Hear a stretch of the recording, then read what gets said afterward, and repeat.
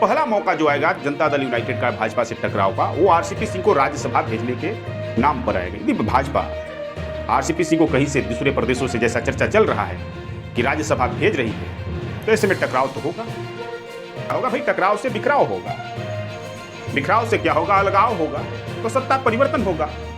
सत्ता परिवर्तन के बाद नीतीश कुमार क्या करेंगे? और नीतीश कुमार की हसरत है 2024 में, और ऐसी चर्चा चल रही है कि लगभग सभी पार्टियां कांग्रेस छोड़कर नीतीश कुमार के नाम पर सहमत है। दोस्तों नमस्ते। बिहार के मुख्यमंत्री नीतीश कुमार ने मिशन 2024 पर काम करना शुरू कर दिया है। यह आपको दिखाई देता होगा या नहीं दिखाई देता होगा, किंतु मैं आपको उस पहलू की तरफ ले जाने की आज कोशिश करूंगा। आपने देखा कि बिहार के मुख्यमंत्री नीतीश कुमार ने अपनी पार्टी जनता दल यूनाइटेड से जिन दो लोगों को भेजा राज्यसभा में, वो दोनों बिहार के नहीं थे। एक अनिल हेगड़े जो कर्नाटक के उडुपी जिले के निवासी हैं, दूसरे खीरू महतो झारखंड के निवासी हैं। अब सवाल उठता है कि क्या दोनों टिकट बाहरी लोगों को क्यों, यानी बिहार से बाहरी लोगों को क्यों?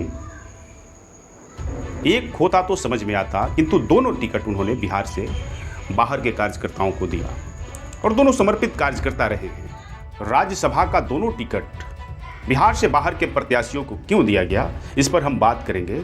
उससे पहले हम थोड़ा अनिल हेगड़े के बारे में जानते हैं। अनिल हेगड़े समता पार्टी के जमाने से जनता दल यूनाइटेड तक जॉर्ज फर्नांडिस और नीतीश कुमार के साथ हैं, समर्पित कार्यकर्ता रहे हैं, संघर्षशील रहे हैं।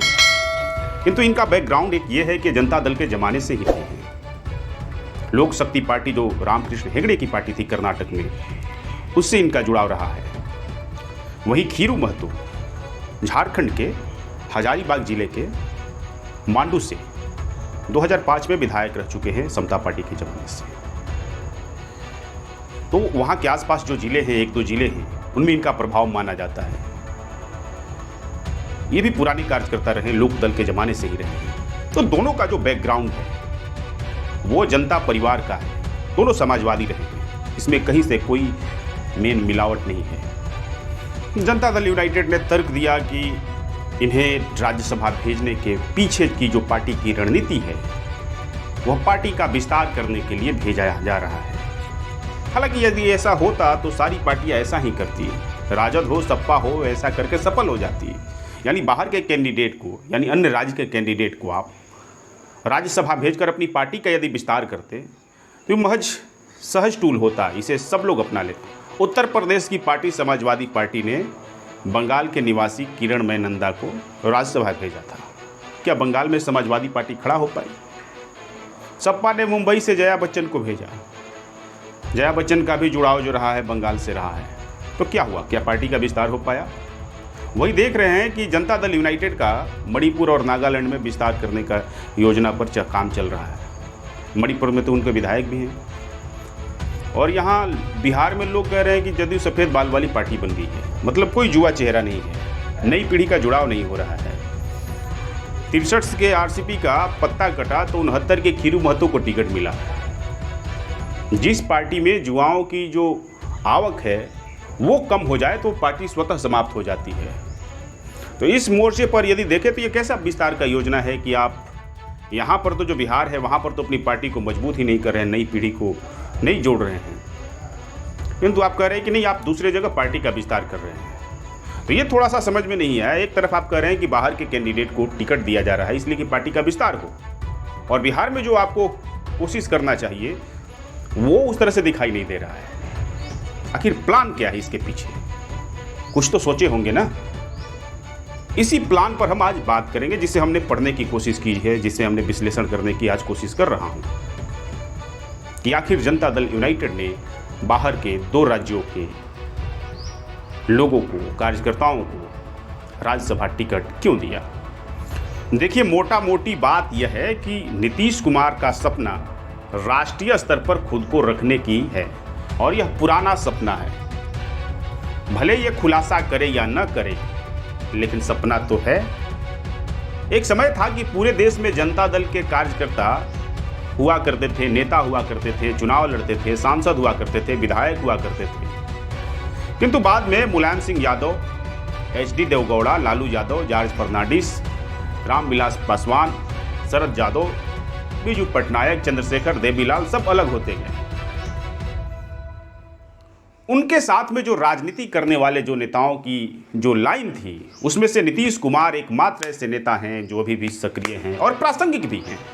बाकी सब नेताओं के बाल बच्चे, चेले चाटी यही सब राजनीति कर रहे हैं। लिहाजा किसकी हसरत नहीं होती है कि इस घर को संभाला जाए। इधर बिहार में जातीय जनगणना पर टकराव तो फिलहाल थमता हुआ दिखाई नहीं दे रहा है, और ऐसा भी नहीं है कि आगे टकराव जो होगा, टकराव के कई फेज आएंगे, वो टकराव तो होगा।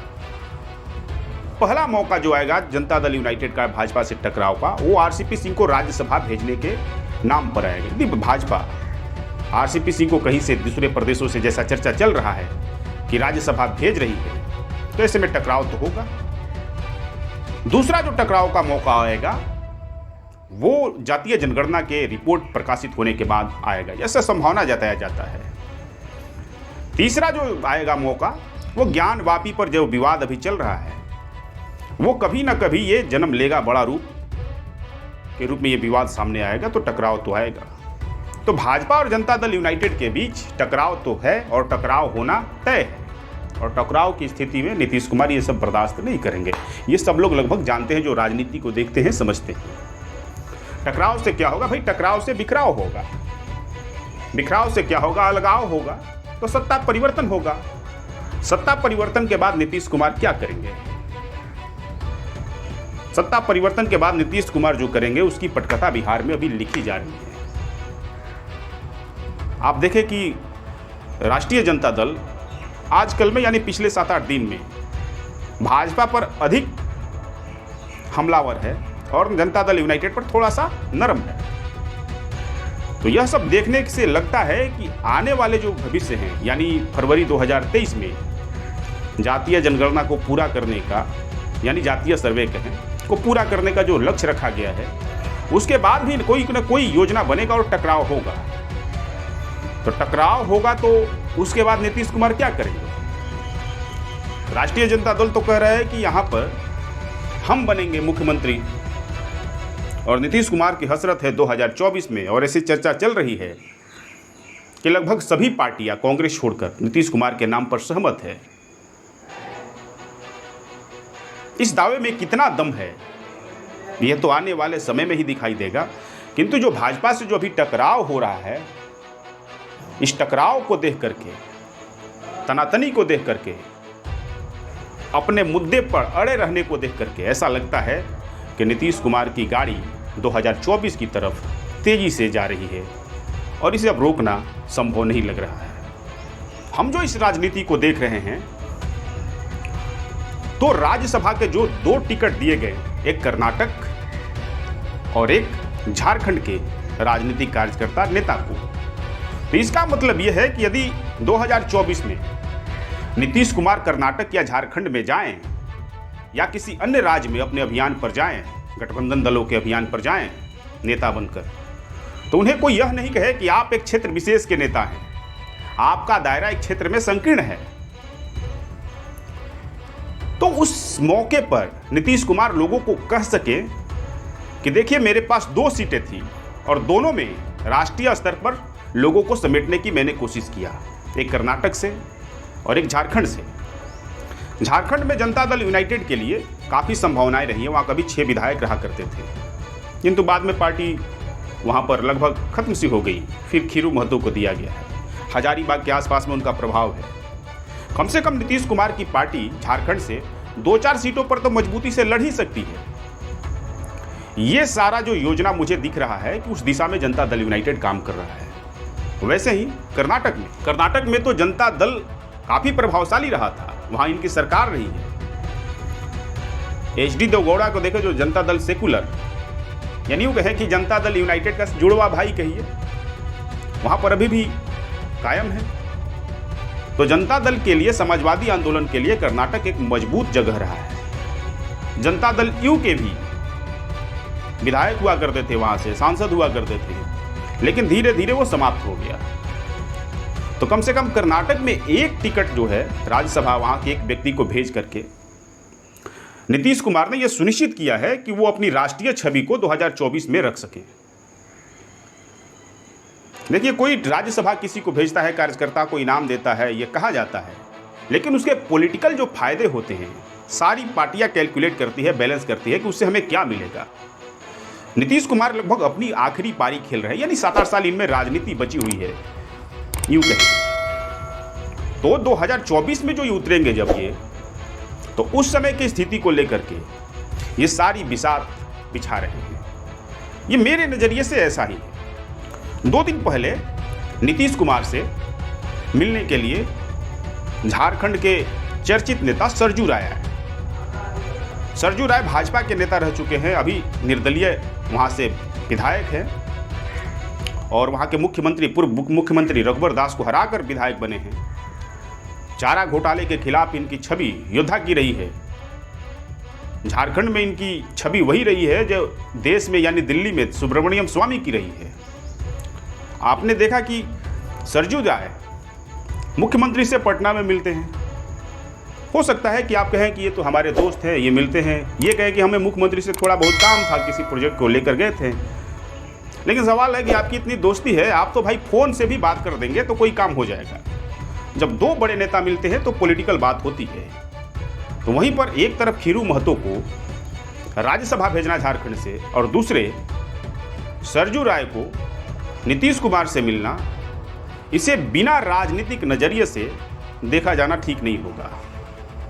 तो मुझे लग रहा है कि नीतीश कुमार जो अपनी राष्ट्रीय छवि को बढ़ाने की कोशिश कर रहे हैं और 2024 में जो कहते हैं कि द लास्ट बैटल लड़ने की तैयारी कर रहे हैं, इसी कारण से जो राज्यसभा भेजा गया वो दोनों 2 राज्यों से भेजा गया, क्योंकि पूरब में इनकी पार्टी का विस्तार हो ही चुका है और विस्तार हो ही रहा है।